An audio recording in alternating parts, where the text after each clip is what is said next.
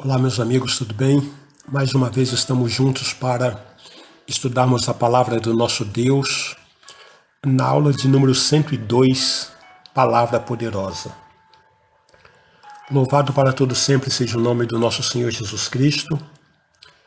Através do Instituto Superior Formação de Guerreiros, vamos estudar juntos a palavra do nosso Deus. Esta aula é parte integrante de um curso de teologia básico, em que todos os temas ministrados temos em apostilas que poderão ser adquiridas através dos contatos oliveirasiloafrica@gmail.com, bispos Antônio Oliveira e Gorete Oliveira. Dentro de uma introdução, tomamos na biografia de Mateus, capítulo 13, versículos 14 e 15, que diz: de sorte que nele se cumpre a profecia de Isaías. Ouvireis com os ouvidos e de nenhum modo entendereis. Vereis com os olhos e de nenhum modo percebereis. Porque o coração desse povo está endurecido, de mau grado ouviram com os ouvidos e fecharam os olhos, para não suceder que vejam com os olhos, ouçam com os ouvidos, entendam com o coração, se convertam e sejam por mim curados. Percebemos nessa passagem que algumas pessoas não serão salvas, porque as pessoas estão endurecidas, estão insensíveis. Tendo a oportunidade de buscar Deus, elas não querem saber de Deus. E muitos se aproximam para perseguir, para colocar impedimento à pregação do Evangelho.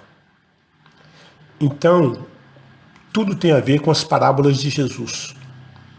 Jesus fala dessa maneira para que os filhos do reino entendam pela revelação do Espírito e os filhos das trevas não entendam. Então, o que o Senhor está dizendo é que muitas pessoas vão ouvir, mas não vão entender. Vão ver, mas não vão perceber.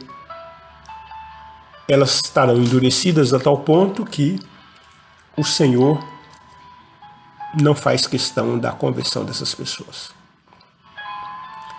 Não porque Deus não queira, porque as pessoas não querem.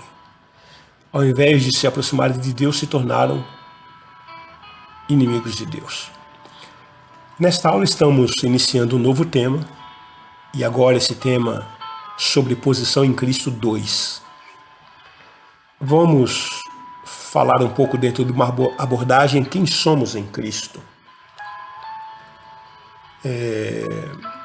Falando um pouco sobre posição em Cristo 2, nós queremos tomar a partir de Romanos capítulo 6, versículo 8, que diz: ora, se já morremos com Cristo, cremos que também com ele viveremos.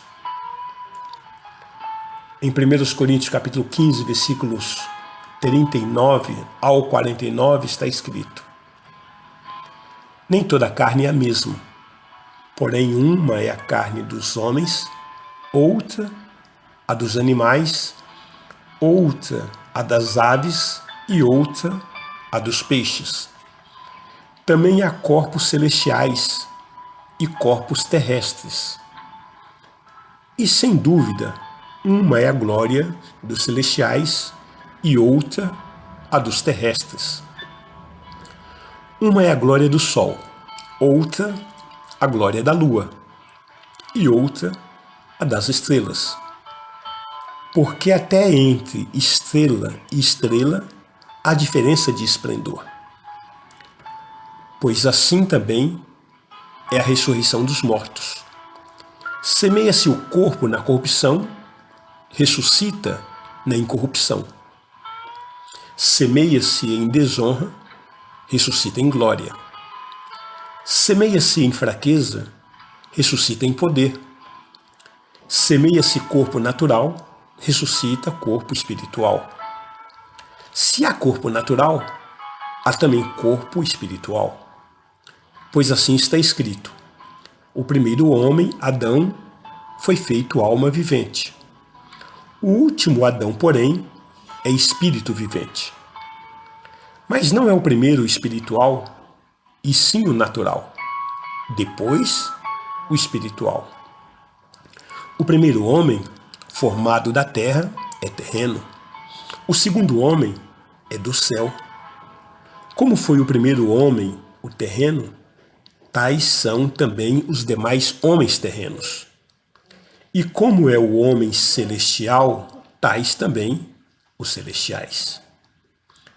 E assim como trouxemos a imagem do que é terreno, devemos trazer também a imagem do celestial. Então percebam, amados, que Deus determinou essa condição de que todos nós passamos pela condição de homens terrenos e seremos transformados em homens espirituais através de Jesus Cristo. E precisamos então entender todo esse processo. E eu faço uma pergunta. Você, por acaso, já praticou o espiritismo na sua vida? Antes de conhecer a Cristo, de alguma maneira, você já praticou atos do espiritismo, atos do curandeísmo? Por que eu pergunto isso? Porque no espiritismo, no curandeísmo, nós vivíamos de passe em passe, vivíamos de trabalho em trabalho, de obrigação em obrigação, porque procurávamos soluções mágicas. Há exemplos também de várias religiões que agem dessa maneira, através de rituais, através de sacrifícios, porque busca ali uma solução imediata, uma solução mágica. E aí nós percebemos que há crentes também, há crentes agora, no reino de Deus, que eles vão de oração em oração, vão de jejum em jejum, de revelação em revelação, eles vão de campanha em campanha e não têm crescimento espiritual. Por quê? Eles não sabem o que Jesus Cristo fez pela sua vida na cruz do Calvário. Precisamos, a priori, entender de onde Deus nos tirou, quem nós éramos. Deuteronômio 6:21 diz que éramos servos de Faraó no Egito, porém o Senhor de lá nos tirou com poderosa mão. Quando examinamos a carta que Paulo, o apóstolo, escreveu aos Colossenses, capítulo 1, versículo 13, está escrito: Ele nos libertou do império das trevas e nos transportou para o reino do Filho do seu amor. Ainda no livro de Salmos, no Salmo 40, versículo 2, Davi, ele declarou: tirou-me de um poço de perdição, de um tremendal de lama, calcou os meus pés sobre uma rocha e firmou os meus passos. E dentro desse contexto, muitas vezes nós falamos: Satanás não tem nada em mim. Muitos afirmam isso. Não estou em adultério. Evidentemente que não vamos incluir os olhos, senão. Mas há pessoas que dizem: olha, eu não roubo, não mato, eu não uso drogas.